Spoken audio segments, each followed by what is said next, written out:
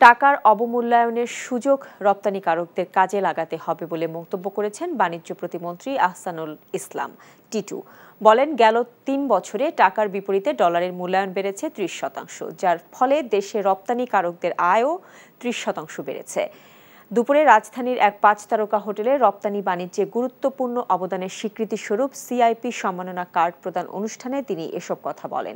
গেল ১৫ বছরে দেশের অর্জন পৃথিবী জুড়ে স্বীকৃত জানিয়ে প্রতিমন্ত্রী বলেন, ২০২৬ সালের স্বল্পোন্নত থেকে বাংলাদেশ উন্নয়নশীল দেশের তালিকায় উঠে যাবে। এ সময়ে রপ্তানি আয় প্রায় ৪ গুণ বেড়েছে বলে দাবি করেন তিনি। পরে ১৮৪ জনকে সিআইপি রপ্তানি ও ট্রেড সম্মাননা ২০২২ দেওয়া হয়।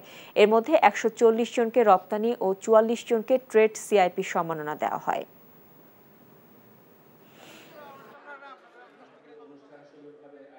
যদিও আমাদের দেশ ইম্পোর্ট নির্ভর দেশ, তবুও আমাদের এক্সপোর্ট কম্পিটিটিভনেসের জন্য আমাদের কিন্তু এই যে ডিভ্যালুয়েশনটা করতে হচ্ছে, এবং আমরা আশা করি যে এতে আমাদের রপ্তানি বাণিজ্যের কম্পিটিটিভনেসটা বাড়বে।